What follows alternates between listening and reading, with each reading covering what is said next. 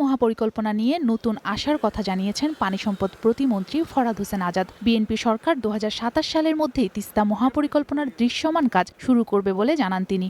সকালে সৈয়দপুর বিমানবন্দরে এক সাক্ষাৎকারে তিনি আরও বলেন, প্রকল্প বাস্তবায়নে বাংলাদেশের কারিগরি দলের পাশাপাশি চীন ও নেদারল্যান্ডের বিশেষজ্ঞরাও কাজ করছেন। এই তিস্তার পাড়ের মানুষকে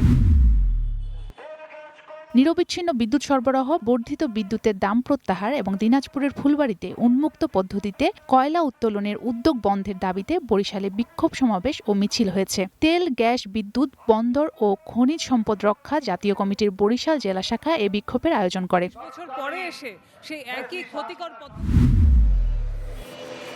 জেদ্দা থেকে চট্টগ্রামগামী বিমান বাংলাদেশ এয়ারলাইন্সে এক যাত্রীর মৃত্যু হয়েছে। জেদ্দা থেকে চট্টগ্রাম যাওয়ার পথে বিমানের এক যাত্রী অসুস্থ হয়ে পড়লে মাস্কাটে জরুরি অবতরণ করে। তাৎক্ষণিক যাত্রীকে স্থানীয় হাসপাতালে নিয়ে যাওয়া হলে তাকে মৃত ঘোষণা করে চিকিৎসক। মরদেহ বাংলাদেশ দূতাবাসের মাধ্যমে বাংলাদেশে পাঠানোর প্রক্রিয়া চলমান রয়েছে বলে জানিয়েছে সিভিল এভিয়েশন কর্তৃপক্ষ।